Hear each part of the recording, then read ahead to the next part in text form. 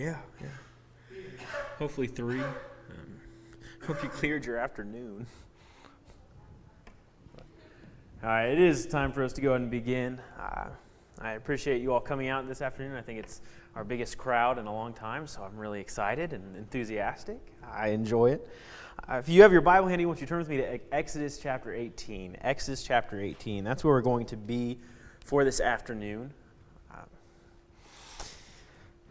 Exodus 18 is a passage about Moses and the Israelites after they crossed the Red Sea. And they're almost to Mount Sinai, and what we have here is Moses has been given a task by God. And Moses views this task as for what it is. He understands the brevity of it. His task is to judge over the people of Israel's problems and to handle them. But there's an issue, and one of the issues that comes from it is that sometimes, or what it seems to be, is that Moses is taking a little too much off his plate. And so we're going to pick up in verse 13. Verse 13, we have Jethro, Moses' father-in-law, coming to visit and to drop off Moses' wife and his daughters. So Exodus 18, starting in verse 13. The next day Moses sat to judge the people, and the people stood around Moses from morning till evening. When Moses, his father-in-law, saw all that he was doing for the people, he said, "What is this that you are doing for the people? Why do you sit alone, and all the people stand around you from morning until evening?" And Moses said to his father-in-law, "Because the people come to me to inquire of God. When they have a dispute, they come to me, and then I decide between one person and another, and I make them know the statutes of God and his laws." Moses' father-in-law said to him, "What you are doing is not good. You and the people with you will certainly wear yourselves out, for the thing is too heavy for you. You are not able to do it alone." There are times when we have a job or a task set in front of us, and we set about to work at it, and we're very enthusiastic and very excited to finish this job, and we start working at it. But before long, we are worn out because the ideas we have about how to do that job just aren't good. And we continue to work and work, much like Moses is here, setting his time and his days apart to where he can work for the people. But sometimes, as is with Moses, it's not a good idea, or the solution we have just doesn't work out. And most times we desire our tasks that we have set before us to be done by us, requiring us to shoulder the burdens of the task, to put it all on ourselves instead of looking around or finding easier or better ways to do something. And I'm reminded when I read this story of a time when I was in college where I was a president of one of the organizations at FC. And I was in charge of all these things. I would make sure that the devos were ready, that people were assigned to do the devos. I was in charge of making sure people came to certain events, sporting events, social gatherings. I was in charge of making people excited for what we were going to do throughout the year. And at the beginning of the year, I looked at everything I had to do, and I was excited and gung-ho, and I started to really go into it. But by the second semester, I was worn out. By the end of the year, I was so relieved to be finished with that job because I had just put everything into it and worn myself out instead of spreading myself out and asking for some help. When we look at Jethro and Moses' relationship here, we see a story just like that. That Moses has a job to do, and he's doing it to what he assumes is the best way possible, but Jethro comes to him with a different way to do it. Jethro sees this issue with what Moses is doing. You see, Moses is the judge over Israel. He's there to intercede for them and for God, to help them understand the laws of God.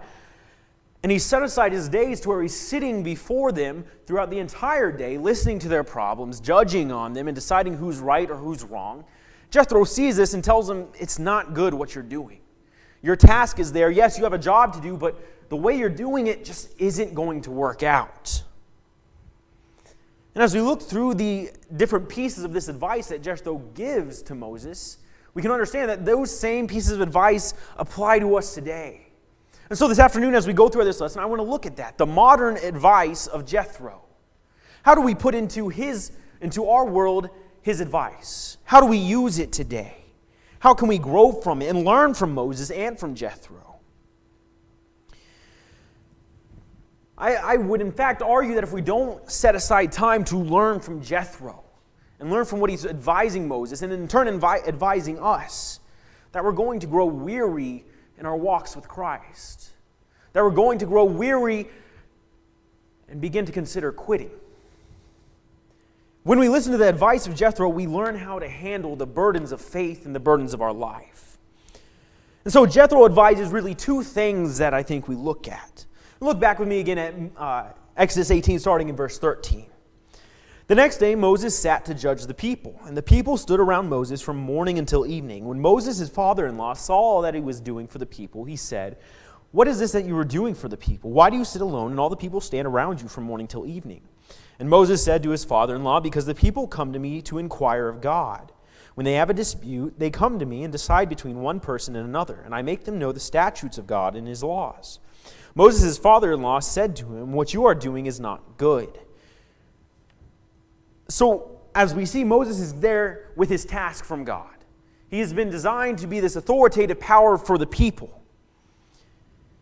But in doing so, he was using a lot of energy and effort. And in the end, it was going to be more of a burden than it was going to be a solution. And we see Jethro come in at this moment. He sees the big picture of this task. And he tells Moses the way he's handling this task is just not good. In verse 18, it's going to weary him and weary the people. And Jethro's advice is very simple for Moses, and it's simple for us today. That not all solutions are good. Now, what I mean by that is that solutions in itself are sometimes not beneficial. That they don't always work out in the way that we expect it to or think about it happening. That I can have a solution where things are getting done, the job before me is finishing up, but it's not beneficial in how it's being finished. Just because something works doesn't make it good. And I think if we understand that, and we understand what Jethro is saying here to Moses, is that there's a better way to go about jobs before us. His advice to Moses in finding something that works, that is good, is to find something that is beneficial to not only Moses, but to the Israelites and to God. There's nothing in Jethro's advice, as we'll continue to read through in a moment, there's nothing in his advice that says, here's how you can do it better without God. In the end, his advice is, here's how you can do it and still be pleasing to God, but it can be better for you and the people. And I think that's important for us to note. And if we're going to listen to Jethro's advice, we have to understand why his advice works. If I listen to this advice that not all solutions are good, then I understand that my solutions may take more of a toll on me than I might at first realize. Physically, my jobs that I'm doing might just wear me out. That, like I said before, if I have all this energy at the beginning of a job and at the beginning of a task, and I continue to work and work and work, I'm going to be worn out.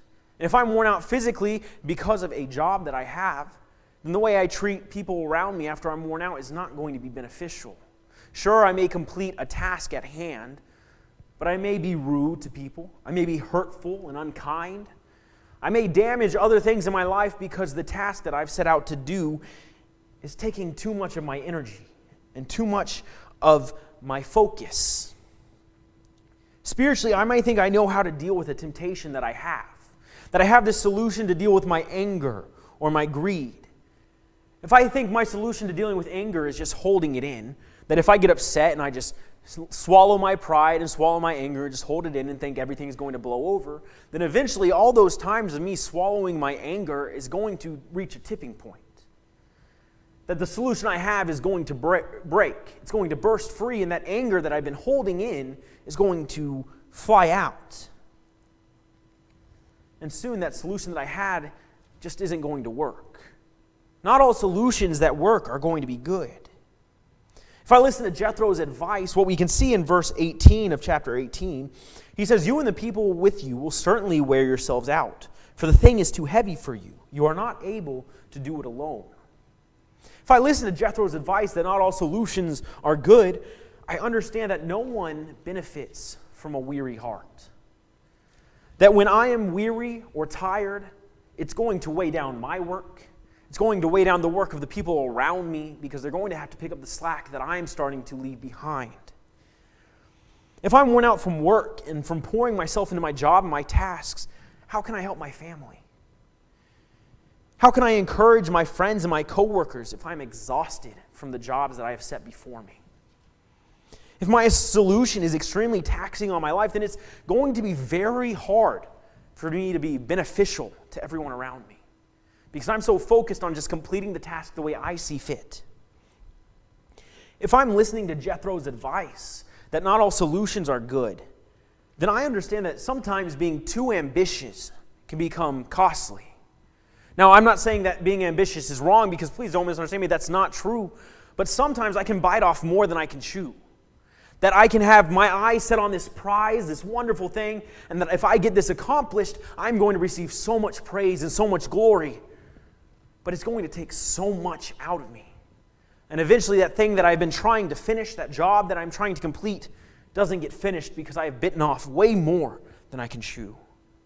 We take the weight of the world on our shoulders, trying to fix everybody's problems, including our own. And eventually we just don't fix anything, but become more wearied and exhausted. When we think about this idea that not all solutions are good, it points directly to the idea of growing weary, or at least that's what Jethro points at. That yes, some things may work out, but it may be at the cost of your energy, your effort towards other things. And this isn't the only place that talks about becoming weary or growing weary from burdens. In Ecclesiastes 12:12, it says, "My son, beware of anything beyond these. Of making many books there is no end, and much study is a weariness of the flesh." The author in Ecclesiastes is saying that when I take so much time to study books and books and books, that it will make me tired and weary because I've spent so much time trying to figure something out. And in the end, there is no end to how many books I can read on a certain subject. There is no end on how much studying I can do. And in the end, it's going to tire me out. In Psalm 38, starting in verse 3, it says, "There is no soundness in my flesh because of your indignation. There is no health in my bones because of my sin. For my iniquities have gone over my head. Like a heavy burden, they are too heavy for me." The author of that psalm is talking about the weight of sin in his life. He's talking about how he searches and searches for solutions for his sin, and yet they've rested on him like a heavy burden. And they're too heavy for him, and he's grown weary from them. And so he's seeking for a better solution. In 2 Corinthians, we read, "For we do not want you to be unaware, brothers, of the affliction we experienced in Asia. For we were so utterly burdened beyond our strength that we despaired of life itself. Indeed, we felt that we had received the sentence of death, but that was to make us rely not on ourselves, but on God who raises the dead." Paul writes about being burdened by the affliction in Asia, that there's such a weight from what he was dealing with, that as we can see, they despaired of life itself. In my mind, that's him saying that the burden almost caused us to stop because of how tiring it made us. Weariness has that effect. That when we have something set before us and the burden of something set upon our shoulders, that if we don't find a way to work and fix it to where it is good, that burden is going to make us want to quit, to stop, to find something easier. But that's not always easy. It's not always easy to say my solution isn't the best solution. Because sometimes, in my mind, my ideas are always the best. The way I figured out how to do something is going to work, and no matter what happens, I'm going to make it work. That my solution that I have, even if it costs me energy, if it costs me sleep, if it costs me how kind I am to someone, I'm going to make my solution work because it's mine. And I want to prove that my solution was best. Sometimes I don't want to give up on my solution, even if it's not good, because I want to be noticed for my work. And if I have to change my solution because of someone's advice, or listen to someone else on how to fix something, then that praise that was supposed to be all mine has to be shared. And my pride gets in the way from allowing me to listen to other people's solutions. If Moses had pride in this story and had his father-in-law come and tell him what to do, he could have said, "No, my way is better. My way is best because it's mine." But he doesn't do this. We can understand that this kind of thinking that my ideas are best, or that the pride of my work is all for me, it comes up short. It's not sustainable. Because if my solution is taxing and my focus is only on what I'm going to get, then it's going to cost me something that I maybe don't realize. It's going to cost me time with my family. It's going to cost me growing close with those I worship with. Understanding that not all solutions are good should encourage me to find the solution that is beneficial to God, to others, and to myself. Because when it comes not only to physical things, but when spiritual things as well, if I get so weary that I question giving up my faith, or if something is really worth it in terms of my faith, then something's wrong. I'm putting too much weight on my shoulders. Because not all the solutions I have are going to be good. Look with me now, if you will, starting in verse 19. Jethro says, "Now obey my voice, I will give you advice, and God be with you. You shall represent the people before God and bring their cases to God. And you shall warn them about the statutes and the laws, and make them know the way in which they must walk and what they must do.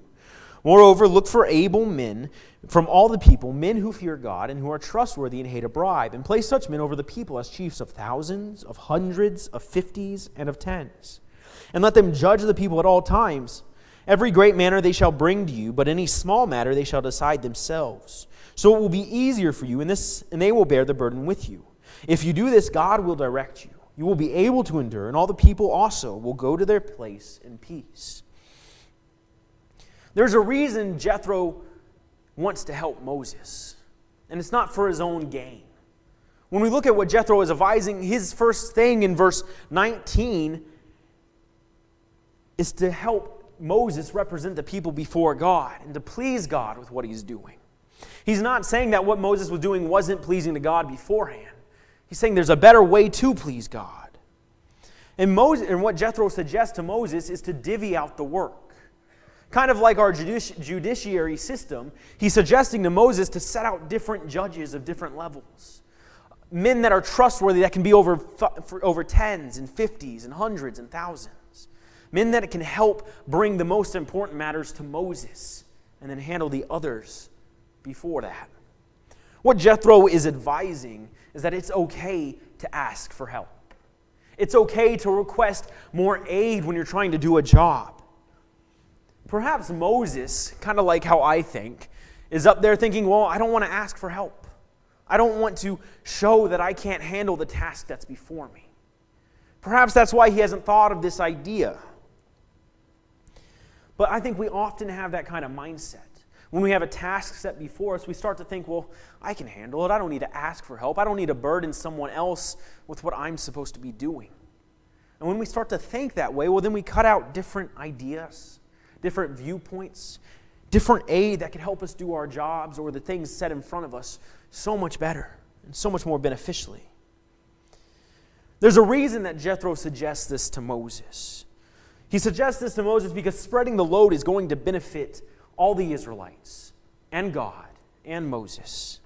He suggests this to Moses because it's going to aid the people in their desire to know more about God and what God has asked them to do. The advice that Jethro suggests is split up in two different kind of areas. The first thing he says is for Moses to find trustworthy men. Men that can handle the job before them, much like Moses can. That he can trust, that won't be bribed, that fear God. Moses is to find men that are able to help and have the skills required to help. Now, this isn't Jethro telling Moses, let others do your work for you so you can relax in comfort. That's not what Jethro is saying. Jethro is just telling him, hey, here's a better way to get this done. Here's a better way to allow the people to use their gifts to help you and to please God. When we look at this, we have to understand the benefits of asking for help. That there are good things that come out of asking for help. When we ask for help, it means we turn to people we trust. And that's the first thing that I think we have to notice, that when we ask for help, we don't ask people that don't know anything about what we're asking for help from. Moses is supposed to ask people that are trustworthy. For us, that'd be like in a job, we're going to turn to people who understand what we're dealing with. In college, when I had a history paper to write, I wasn't going to turn to the science department or to the music department. I was going to turn to the teachers in the history department because they knew what they were talking about. They knew what things would help me write a better paper.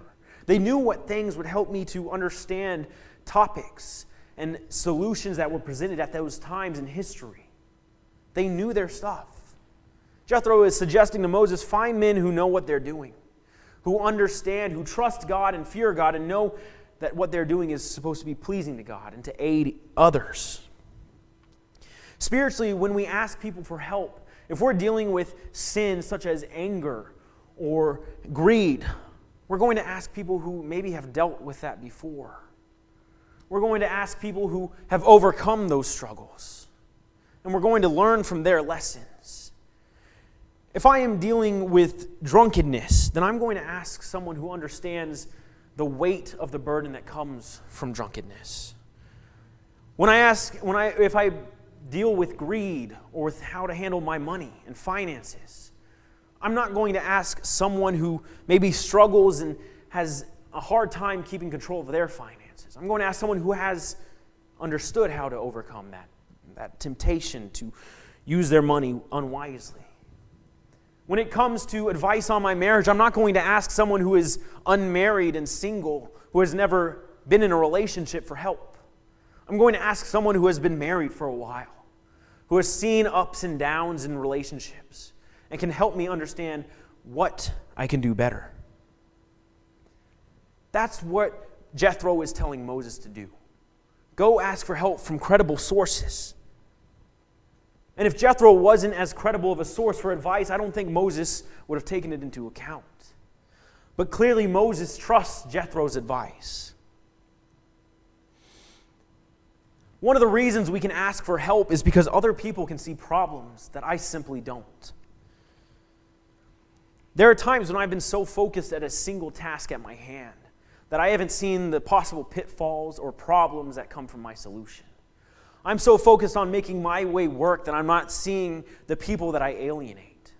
I'm not seeing the weaknesses that come in my plan that will make it fall apart in the end.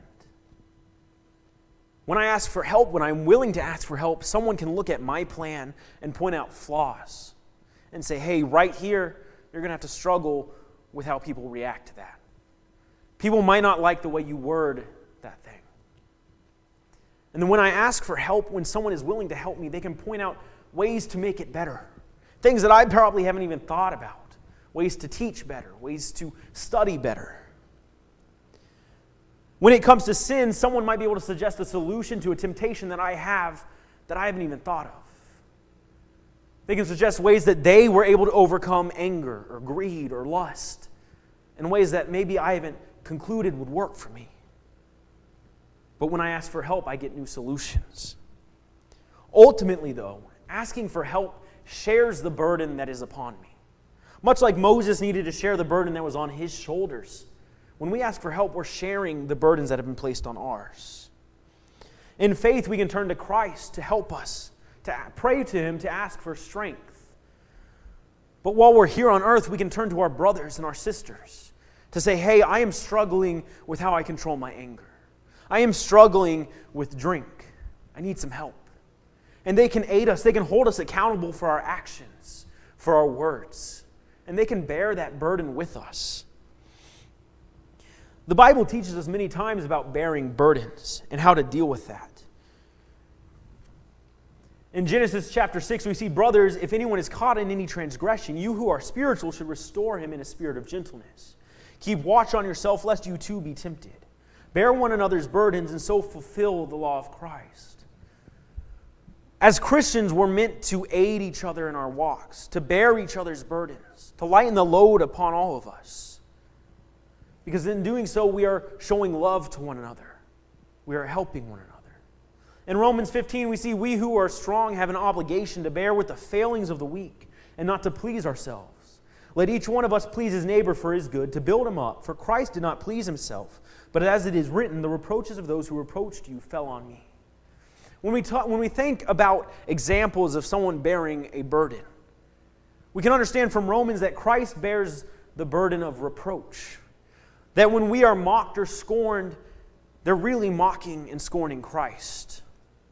They're mocking that we have faith in Him. And finally, in 1 Thessalonians, it says, and we urge you, brothers, admonish the idle, encourage the faint-hearted, help the weak, be patient with them all. See that no one repays anyone evil for evil, but always seek to do good to one another and to everyone. Bearing the burdens of our brothers and sisters can look differently in any case. But one of the obligations that we are to have as Christians, that it was when we have strength in a certain area, when we have overcome something, we are to help those who are still struggling with that. We are to encourage the faint-hearted, to help the weak, to be patient with anyone we help, to bear the burden of all. That's our goal, is that it's okay to ask for help because we're meant to share the burden upon us. But that's not always easy. I can stand up here and tell us that we need to be sharing the burden, but there's something that always pushes back against us from sharing burdens. And it's our pride. It's our ego. Because if I have to ask for help, it means I wasn't enough. It means that I couldn't do it myself.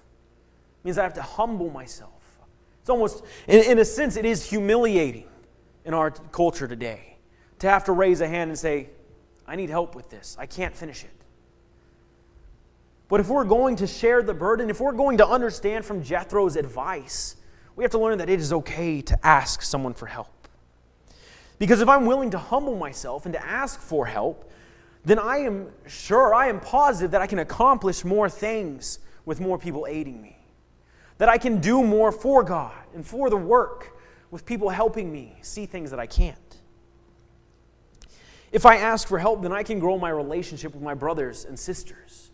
Because sharing the burden there's a sense of unity that comes from it. That I'm going to be open with you with what I'm struggling with and how I need help. And it's going to be a relationship where you do the same with me. And we're going to grow from it together because we're looking out for each other and helping each other. Sharing the burden is beneficial to all people. Jethro advises Moses to use multiple people to aid him. Men set over different increments of other people, but all with the same purpose. All to help people understand the law and to glorify God with what they're doing and how they're acting.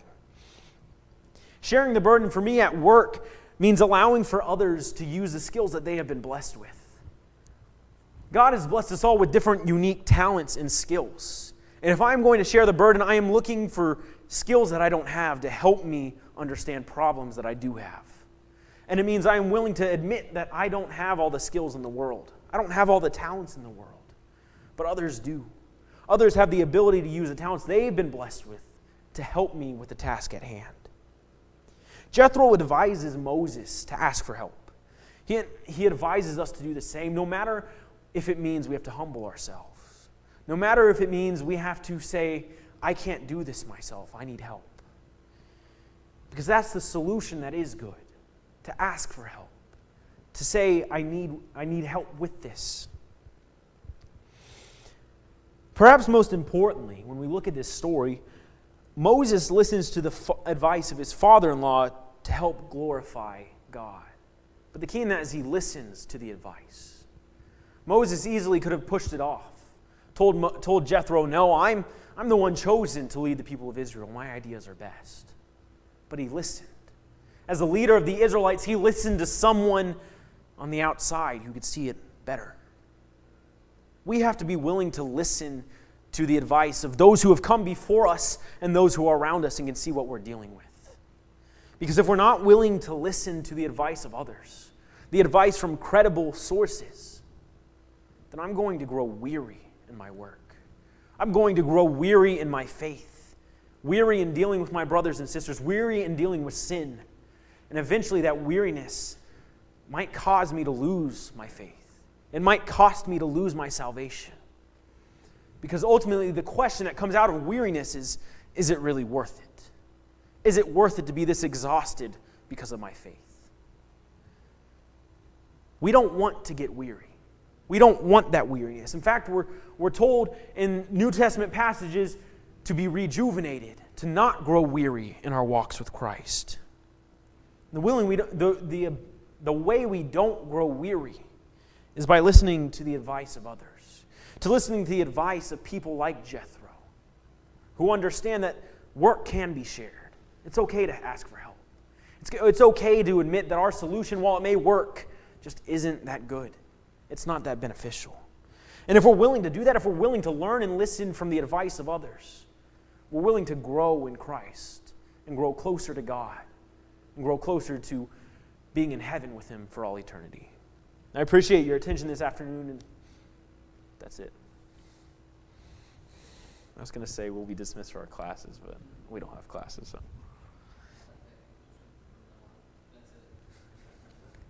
That's all she wrote. That's all the Bible wrote.